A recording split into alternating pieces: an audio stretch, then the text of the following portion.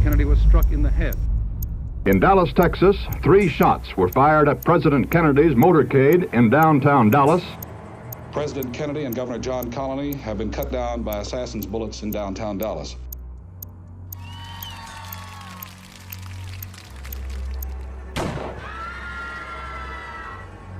"1963 proved a pivotal year in the political career of America's 35th president, John F. Kennedy. The country was still riding the wave of his youthful energy and ambitious agenda, yet the political ground beneath him was shifting. In the election scheduled for the following year, his opponent would almost certainly be Republican Senator Barry Goldwater of Arizona, a hardline conservative who represented everything Kennedy's liberal vision opposed. Kennedy believed that a decisive victory over Goldwater would give him the congressional strength he needed to push through the civil rights and economic reforms he had long promised. Without that mandate, many of his most important bills risked dying in committee.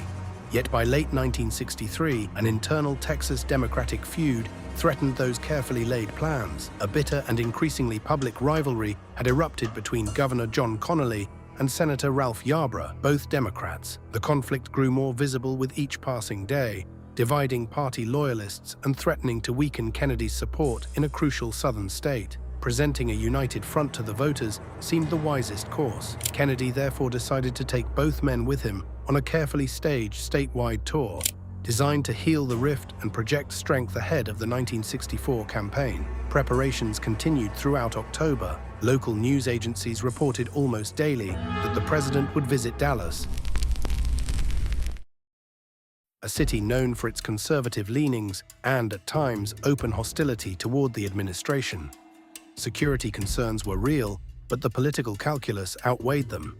On the morning of November 22, 1963, the presidential party took off from Carswell Air Force Base in Fort Worth. After a short flight, the aircraft touched down at Dallas Love Field under clear autumn skies. According to the schedule, Kennedy was to meet prominent businessmen at the Trade Mart that afternoon and deliver a speech intended to reassure the city's business elite. The enthusiastic reception at the airport delayed the motorcade by about 15 minutes. Kennedy and Jacqueline stepped into the 1961 open-top Lincoln Continental, a vehicle chosen precisely so the public could see them. Beside them sat Governor Connally and his wife Nellie. Secret Service agent William Greer drove. Agent Roy Kellerman sat in the front passenger seat. Other vehicles in the convoy carried agents, local police, and members of the press. As the procession moved through downtown Dallas, the crowds thickened. People waved, cheered, and held signs. The atmosphere felt celebratory, almost festive. Nellie Connally turned in her seat and remarked with a smile that no one could say Dallas did not love the president. Kennedy, still greeting the crowd, replied that she was quite right. Those were his final words. Seconds later, successive gunshots rang out across Dealey Plaza. Roughly 80% of witnesses later said they heard 3 distinct shots. Official reports concluded that 2 bullets struck the president. One entered near the base of the neck, exited through the throat, and continued on to wound Governor Connally. The second fatal shot shattered the skull. The shots came from a 6th-floor window of the Texas School Book Depository, a red brick warehouse overlooking the plaza. An Italian Mannlicher Carcano rifle fitted with a telescopic sight was later recovered there. Approximately 5.5 to 8 seconds elapsed between the first and last shots. Critics would later argue that a bolt-action rifle of that vintage could not fire 3 rounds so quickly, though subsequent tests demonstrated that it was possible for a trained shooter. The scene stunned everyone present. Witnesses froze or dropped to the ground. Some officers rushed toward the grassy knoll after a patrolman shouted that shots had come from the bushes. Officer Marion Baker, realizing the sound had originated from the depository, ran inside the building. On the 2nd floor, he passed a calm man carrying a bottle of soda. That man was later identified as Lee Harvey Oswald, a 24-year-old former Marine who had once defected to the Soviet Union and openly described himself as a communist. Oswald left the building about 3 minutes after the final shot and melted into the crowd. Meanwhile, the limousine raced to Parkland Memorial Hospital. Despite frantic efforts by the medical team, Kennedy was officially pronounced dead at 1 p.m. John F. Kennedy died at approximately 1 o'clock Central Standard Time today here in Dallas.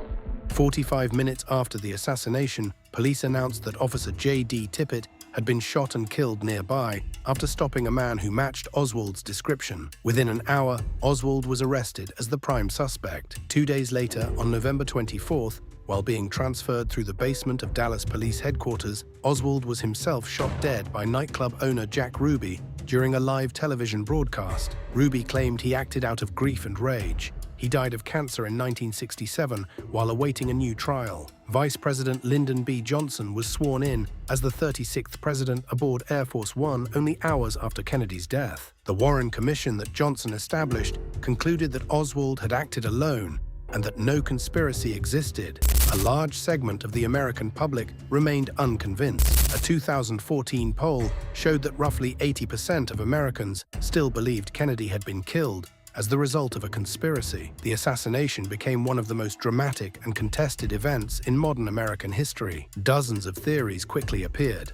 District Attorney Jim Garrison claimed that elements of the Pentagon, the CIA, and covert operations units had acted together, yet he was forced to release every suspect for lack of evidence. Some Soviet intelligence reports pointed to Johnson himself as the instigator. Financial investigations into Johnson's accounts, which had begun before the Texas trip, were quietly halted after the assassination. Claims that the presidential limousine had been ordered cleaned at the hospital while still parked there fueled further suspicion. Documents released in 2017 under President Trump showed that the FBI had received a tip that Oswald might be killed while in custody, yet no effective preventive action was taken. Johnson was not the only name raised. Kennedy's opposition to Israel's nuclear program gave rise to theories involving Mossad. Other explanations implicated the CIA, the Mafia, Fidel Castro, and numerous other groups.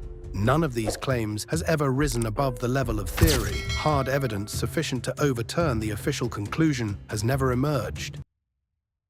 To this day, the Kennedy assassination remains one of the greatest unsolved mysteries in United States history. It seems destined to stay that way for many years to come. The images of that November afternoon, the open car, the waving crowd, the sudden chaos, continue to haunt the American imagination more than 60 years later. We look forward to your suggestions in the comments for future subjects. Goodbye.